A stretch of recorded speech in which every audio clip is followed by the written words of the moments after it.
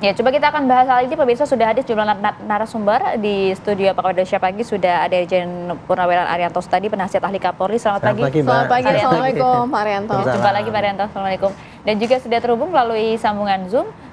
Telah bergabung sama kami ada Farhad Abbas, kuasa hukum dari Saka Tatal. Selamat pagi. Selamat pagi, Bang Farhad.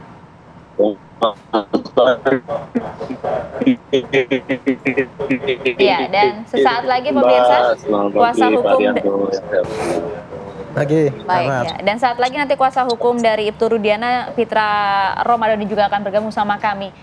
Kita pertama ke Bang Farhad dulu. Bang Farhad, tadi kita juga sudah lihat ya, ada cuplikannya di mana kemudian Anda sempat menghadirkan beberapa saksi yang mengkonfirmasi bahwa pada saat kejadian Vina dalam kondisi menstruasi. Sebenarnya apa yang ingin Anda yakinkan kepada majelis hakim pada saat itu dengan menghadirkan sejumlah saksi selain Mega dan juga lain-lainnya?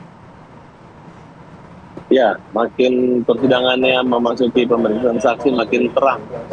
Seluruh saksi-saksi yang dulu tidak pernah dihadirkan dan disembunyikan itu sekarang hadir dan sangat memberi keuntungan buat pihak pengaju ke peninjauan kembali, yaitu Saka Tatal. Nah, yang pertama kita saksikan tadi bahwa saksi Widi dan Mega menyatakan bahwa pada saat itu Vina dalam keadaan haid, ya, menstruasi. Jadi kalau kita kaitkan dengan keterangan daripada ahli visum atau otopsi, itu memang ada pendarahan aktif itu ya, patut diduga itu adalah mens, darah mens ya. Kemudian mana mungkin dalam kondisi waktu hanya 12 menit dapat ada pemerkosa 11 orang secara bergiliran dalam keadaan yang kami saksikan juga bahwa celana dalam utuh dan tidak ada tanda-tanda bekas pemerkosaan. Nah, di sini terungkap ini akan memperkuat novum yang kami ajukan.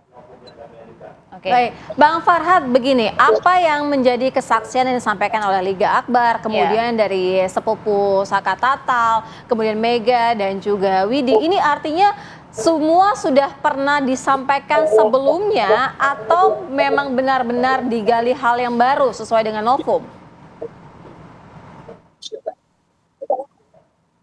Ya, sesuai dengan novum kita gali hal-hal yang baru. Karena selama ini kan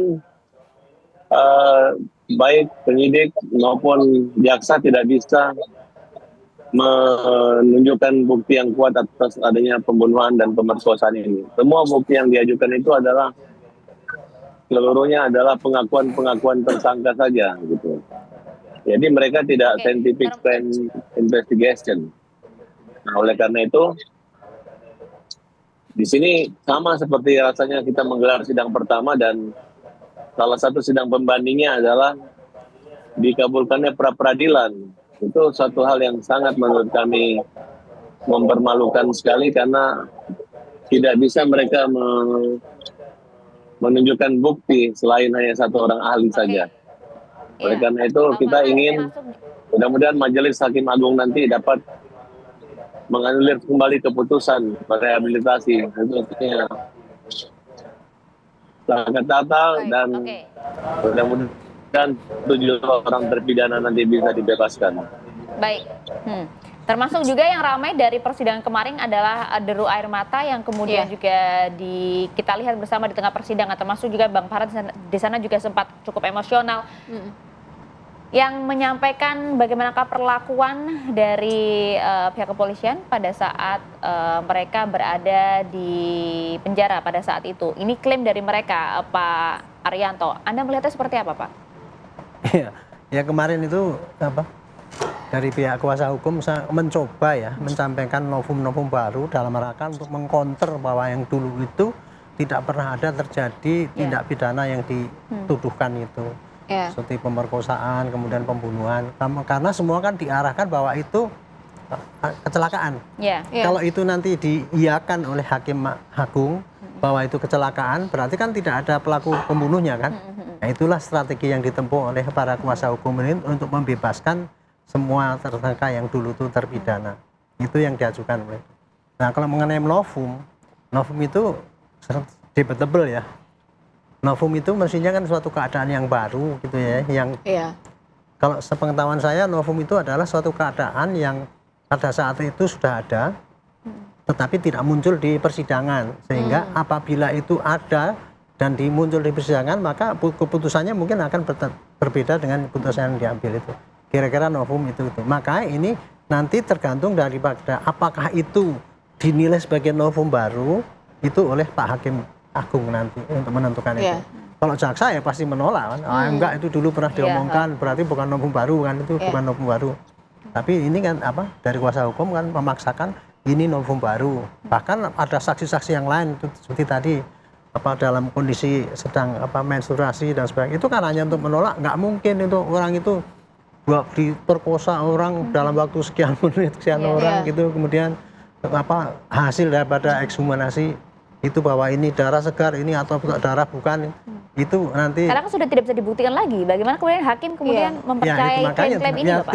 Tinggal Pak Hakim nanti, biar saya tidak ingin mengomentari ya, nanti sangkanya saya ingin memberatkan sana. Tapi Pak Haryanto, bagaimana pihak kepolisian melihat kemarin yang disampaikan oleh para saksi yang dikatakan oleh kuasa hukum merupakan suatu kebaruan yang belum pernah disampaikan. Salah satunya juga menyatakan bahwa Rudiana sempat mengajak mereka untuk diatur begitu skenarionya.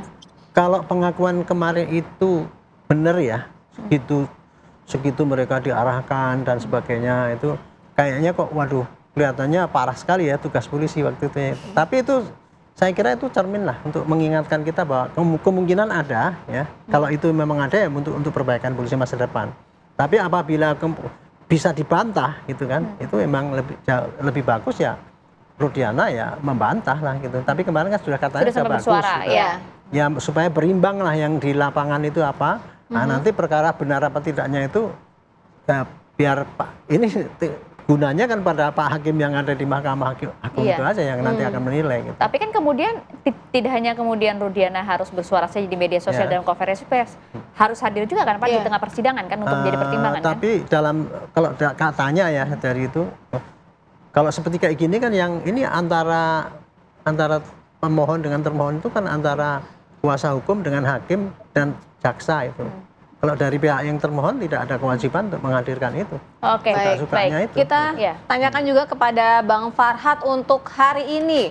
Saksi akan dihadirkan, diantaranya juga dari pihak kepolisian ya. Nanti juga kami akan tanyakan kepada Bang Farhad.